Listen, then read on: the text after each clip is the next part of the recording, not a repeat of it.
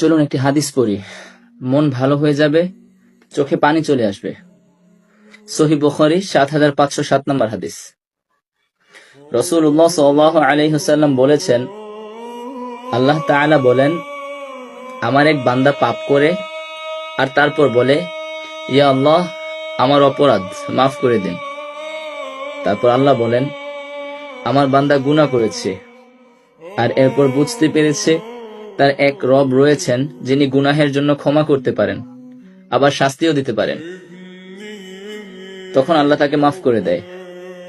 সে পুনরায় পাপ করে আর বলে, ও আমার রব, আমার গুনাহ হয়ে গেছে, আপনি আমাকে ক্ষমা করে দিন। এরপর আল্লাহ তাআলা বলেন, আমার বান্দা অপরাধ করেছে আর তারপর বুঝতে পেরেছে তার এক রব রয়েছেন যিনি গুনাহের জন্য ক্ষমা করতে পারেন, আবার শাস্তিও দিতে পারেন।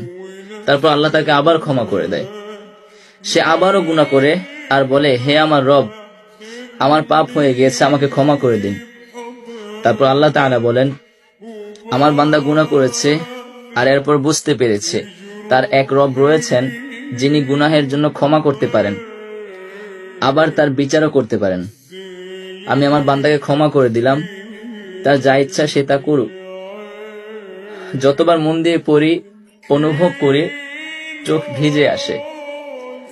এত মহানুভব মালিক আমার, এমন মালিকের দাস হবার সৌভাগ্য কজন মানুষের হয়?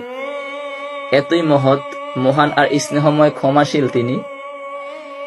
তোমার ফিরে আসার অপেক্ষায় আছেন তিনি। তবুও কি তুমি বুঝবে না, ফিরবে না? নিজের গুনাহকে নিজের এত বড় ভাবছো এখনো? তার অপার রহমত আর ক্ষমার চাইতেও নিজের অপরাধকে, গুনাহকে বিশাল মনে করার দুঃসাহস কিভাবে করছো? এত অহংকার কেন তোমার?